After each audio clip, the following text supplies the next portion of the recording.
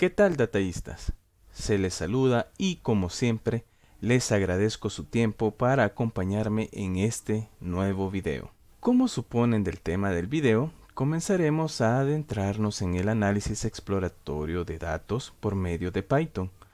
En esta ocasión nos centraremos en la librería Pandas y la librería auxiliar, por llamarla de una forma, Pandas Profiling, la cual es una herramienta fabulosa para conocer los datos con los cuales vamos a realizar el análisis. El uso de esta librería es bastante fácil, por lo que nos vamos a centrar en entender los resultados de la librería Pandas Profiling y vamos a mostrar cómo se soluciona un problema que puede ocurrir si nuestros datos tienen una gran dispersión. Hay 3 videos sobre pandas. Por si te interesa verlos, te dejo el enlace en la descripción. Por si oyes allí música de fondo, hay una fiesta cerca y pues tenía que grabar hoy, si no, ya no iba a grabar. Así que si la oyes allí, es esa fiesta que está por ahí sonando. Bueno, vamos a entrar ahorita ya en detalles. Espero que lo que veamos en este video les sea de utilidad. Comencemos. En la caja de descripción les voy a dejar el enlace a la página de la librería esta Pandas Profiling, por si les interesa conocer un poco más.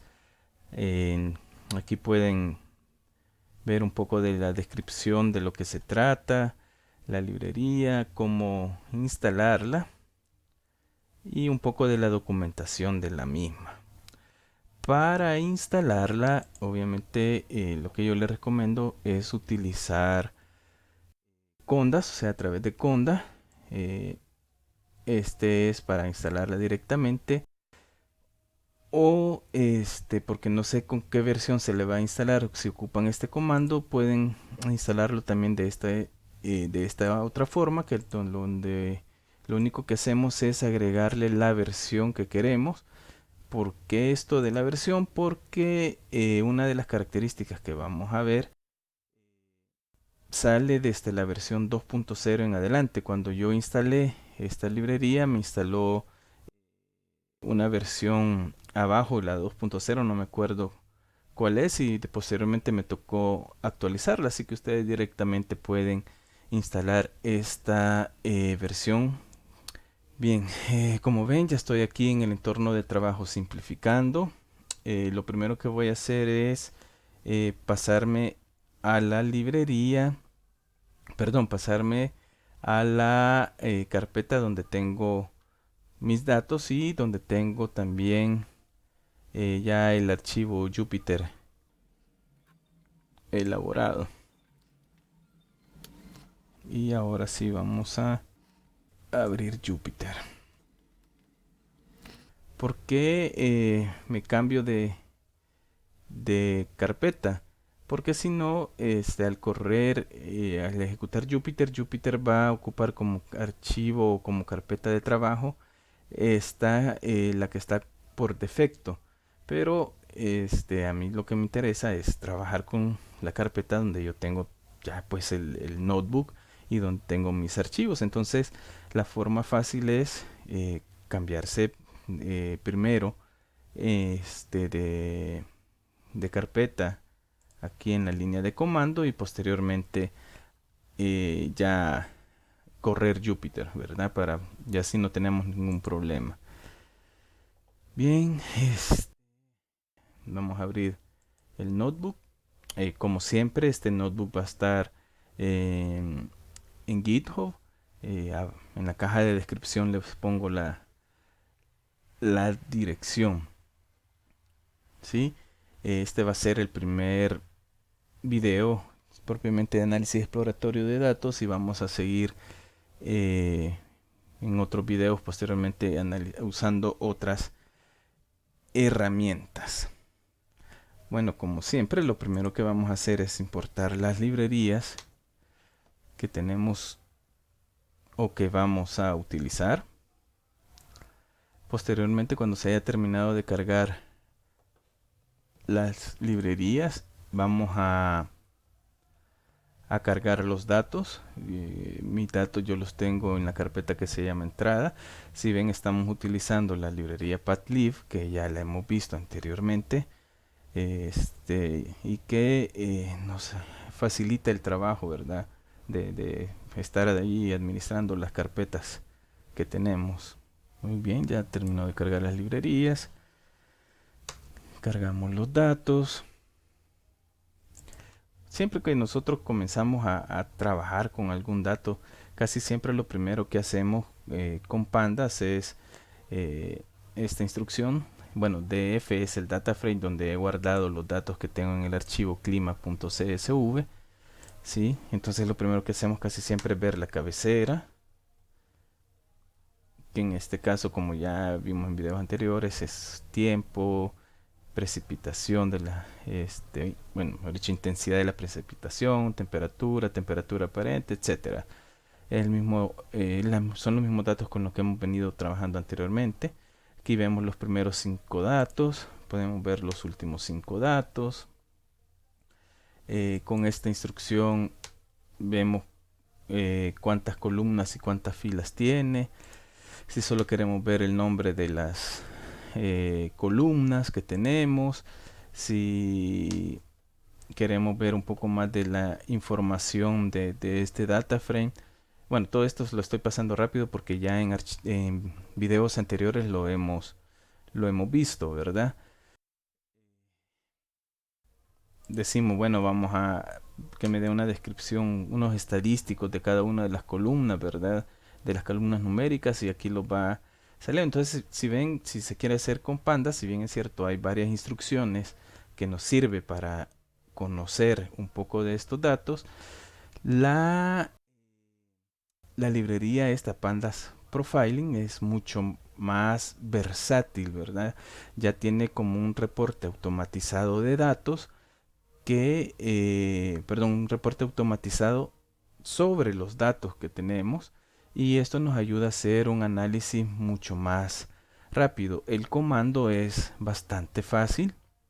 A partir de la versión 2.0, digamos, ya viene como bastante fusionada con pandas, a tal grado que lo único que tenemos que hacer es df.profile-report y ponerle este comando. Este comando más que todo es para que se visualice de manera correcta en la pantalla aquí en Jupyter. Entonces igual solo corremos esa celda, nos esperamos un poquillo y ya tenemos el reporte que elabora de forma automática. Ahorita no lo vamos a explicar, sino que vamos a hacer algo primero y posteriormente vamos a explicar qué son los resultados que nos dan. Esta librería tiene la opción que en lugar de mostrar el reporte en Jupyter, lo guardemos como un archivo HTML. ¿Sí? Entonces ya nosotros podemos compartir ese reporte, ¿verdad? Ya no en un notebook, sino que como un archivo HTML. Si ven, aquí tengo casi que lo mismo, o sea, crear los dos reportes con una diferencia, ¿verdad? Bueno, el comando para crear este reporte es profile, o sea, porque creo el objeto profile, donde le digo que guarde el reporte, le pongo un título cualquiera y luego a ese profile lo que lo digo ya aquí con este otro comando es que lo guarde en un archivo, y aquí le he puesto un nombre bastante genérico, ¿verdad? Output.html. Ustedes le ponen el nombre que deseen. Acá abajo está lo mismo, solo que la diferencia es que a los histogramas que muestren le he puesto que me muestre o que los divida los histogramas en 20 rangos. ¿Por qué? Porque me daba un error. Como los datos que yo tengo tienen una dispersión bien grande, entonces él trataba de hacer muchos rangos, muchas divisiones en los histogramas, y me daba un problema de error de memoria. Entonces, con esto lo único que le digo es que solamente me cree 20 rangos y con eso ya no me da el problema de error de memoria. Entonces, vamos a ver si me sigue dando el mismo problema. En esta ocasión ya no me dio el problema, pero yo creo que es que ya, digamos, como yo aquí ya le había puesto que me hiciera estos rangos, los 20 rangos, creo yo que ya como que quedó guardado en los ajustes, ¿verdad? O algo por el estilo. Y de seguro me va a mostrar el histograma únicamente con 20 rangos. Ya lo vamos a ver. Aquí lo estoy abriendo. Si ven, aquí está el archivo output.html. Sí, aquí es que lo acabo de crear. Pero el punto, lo que le quería mostrar era eso, que si ustedes tienen ese problema que les da un error porque sale que hay un error por falta de memoria, jueguen un poco con con los rangos de los histogramas, ¿verdad? Que si sus datos tienen bastante variabilidad, les puede dar ese error.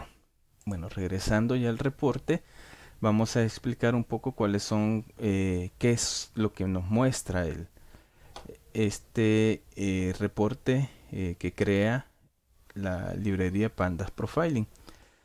Si ven aquí en la esquina superior derecha, pues aparece como las partes que tiene el reporte, un overview, es decir, una visión rápida de los datos que tiene. Muestra un poco cuáles son las variables y va mostrando sus rangos, histogramas de las variables, etcétera.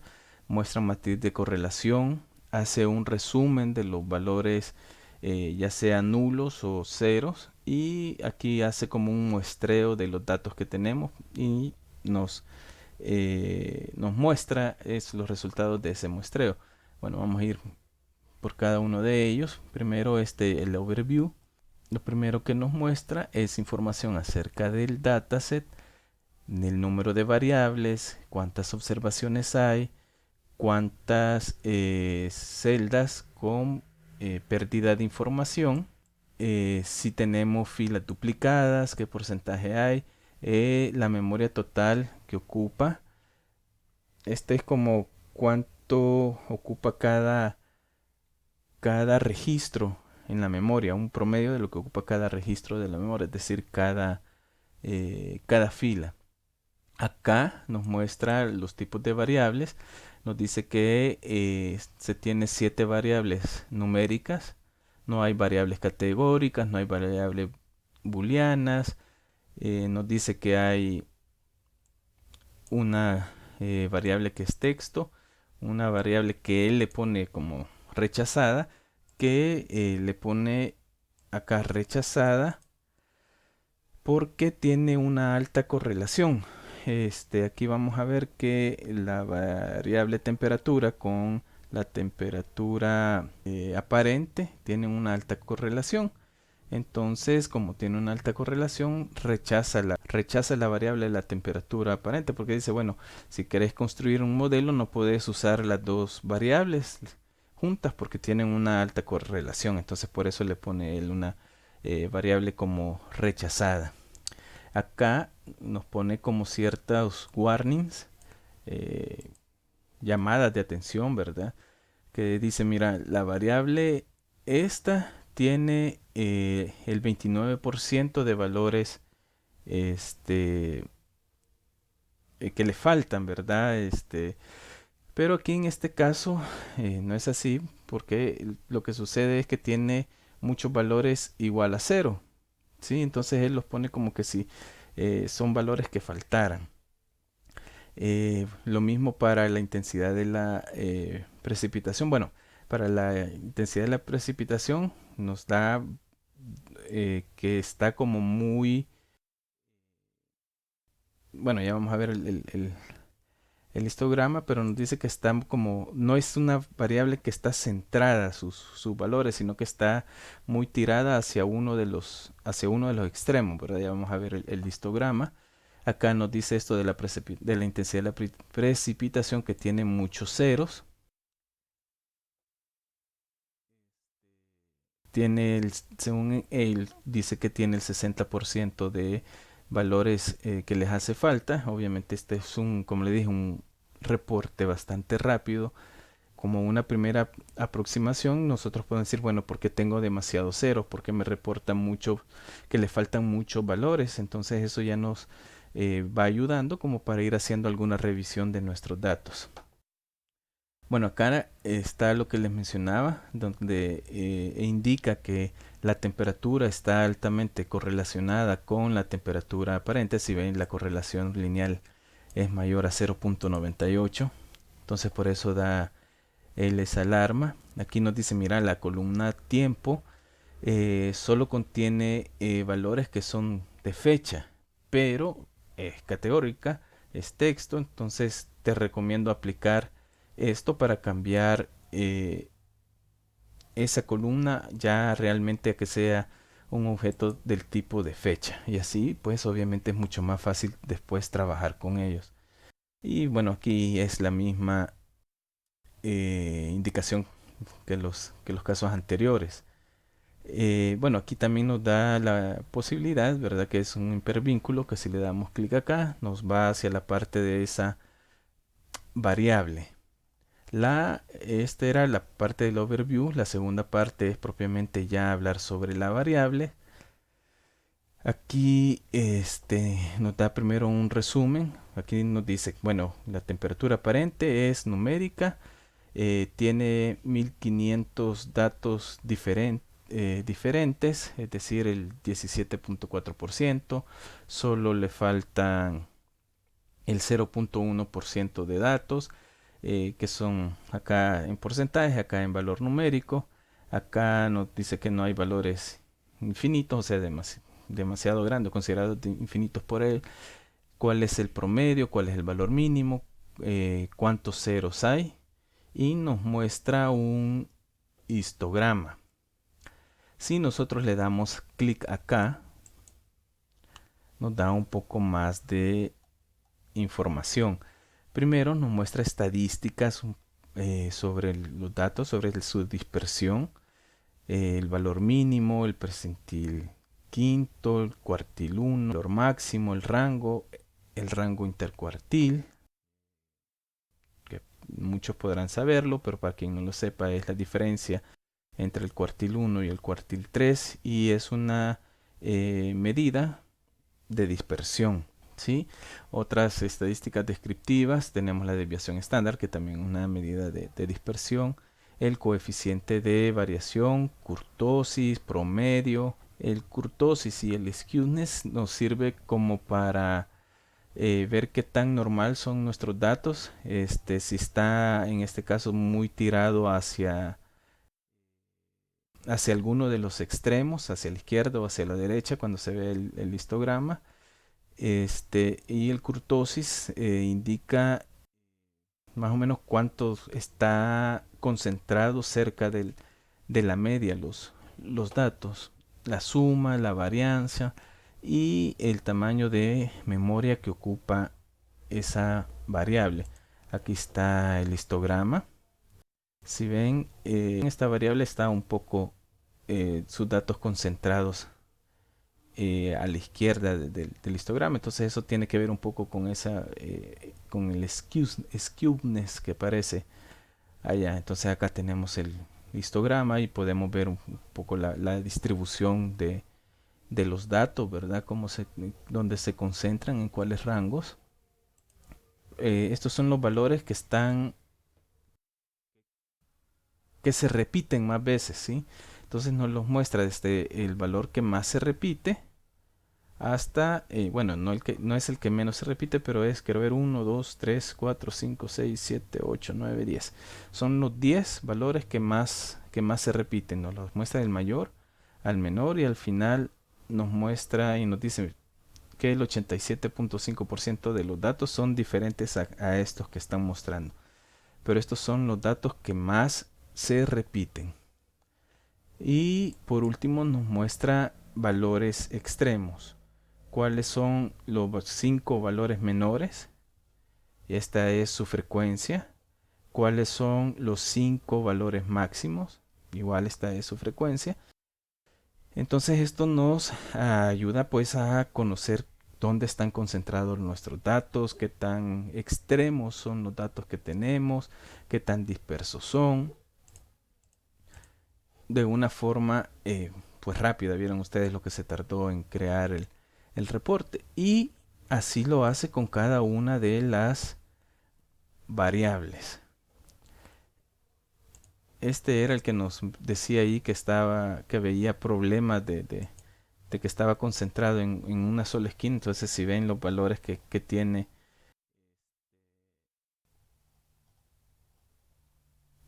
están bastante cercanos a cero. Si ven, la mayoría de datos que se tiene son cero, ¿sí? Entonces por eso él dice, mire, está bastante tirado hacia uno de los extremos. En este caso está tirado hacia cero, ¿sí? Esto es porque esta variable es bastante, digamos, la mayor parte del tiempo no llueve, ¿sí? La mayor parte del año no llueve, entonces por eso tiene un valor de cero. Bueno, eso es en cuanto a la forma en cómo describe las variables. En este caso, esta es la variable tiempo, ¿sí? En este caso, como todos son fechas distintas, no hay repetición de las mismas, entonces no tenemos mayor información. Luego, la otra parte que vamos a ver es las correlaciones. Lo que hace es mostrar una matriz de correlación del distinto tipo, la de Pearson, Spearman, Kendall, Fick. Entonces, simplemente para mostrarnos o indicarnos cuáles variables son las que están más correlacionadas. Se ocupa acá un código de color para mostrarnos esa correlación. Entre más roja es, quiere decir que hay una correlación mucho más fuerte positiva. Entre más azul es una correlación fuerte negativa. Como veíamos, aquí está la temperatura aparente.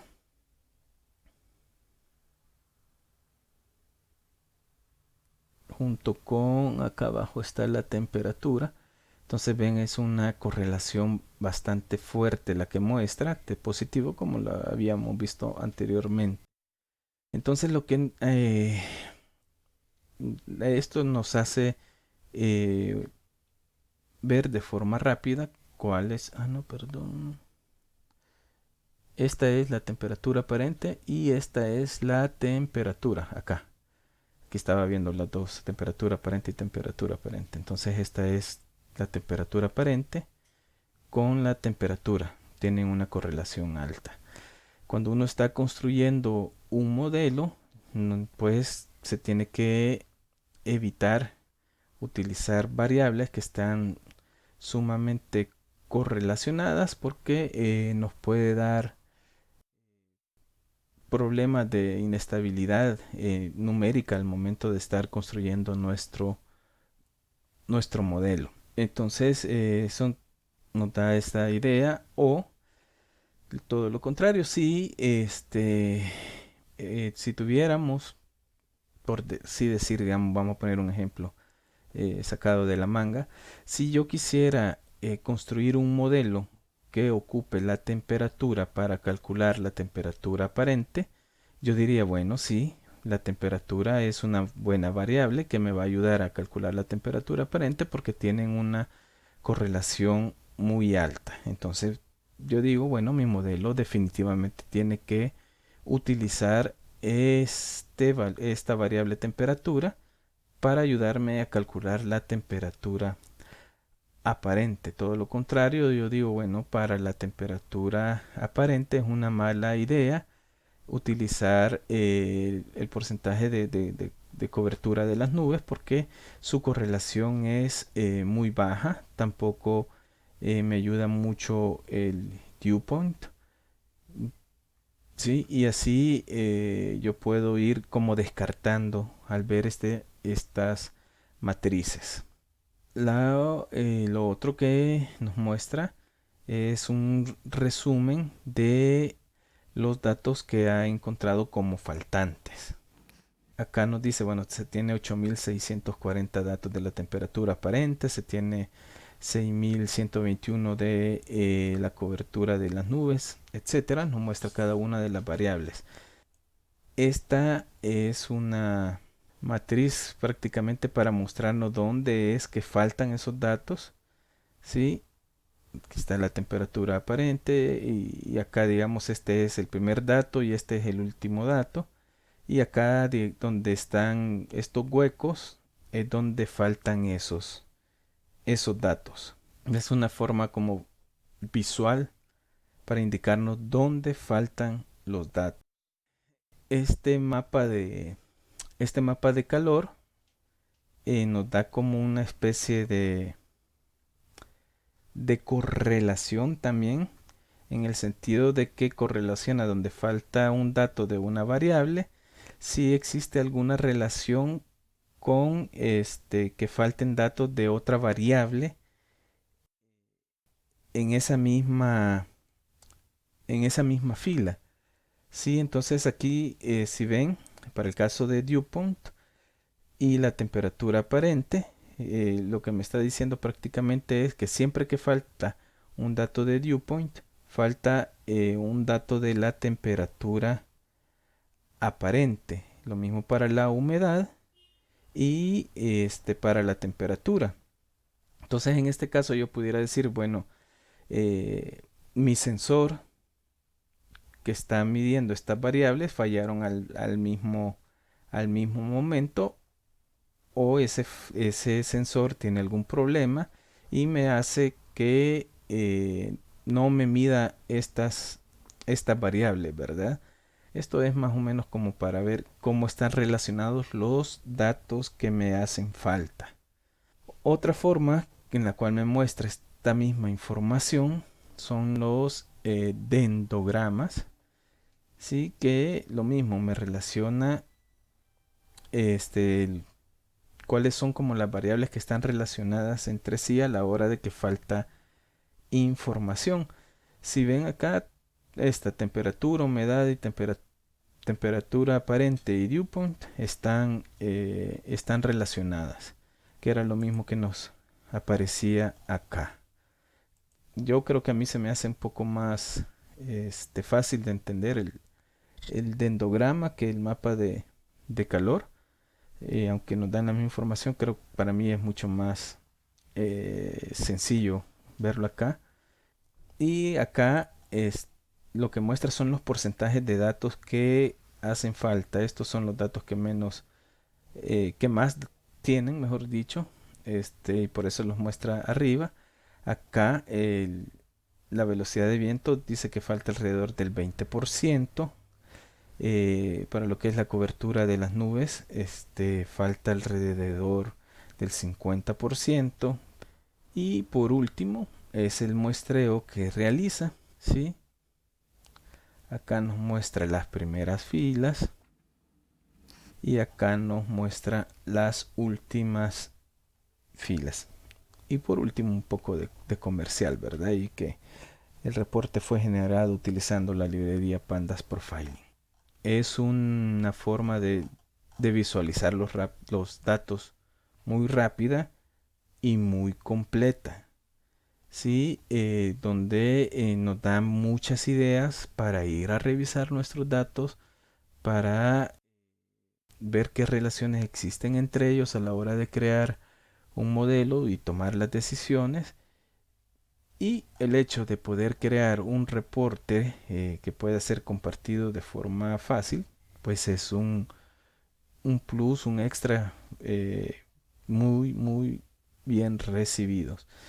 Entonces, como le digo, puede ser que le falte alguna cosa, o mejor dicho, vamos a ver qué otra información se puede obtener de estos datos, que estos no lo tienen. En otros videos vamos a seguir analizando un poco más estos datos utilizando otras herramientas de visualización. Pero me pareció muy importante en este primer video acerca del análisis exploratorio de datos, explicar esta fabulosa herramienta. Y de esta manera llegamos al final del video, dataístas.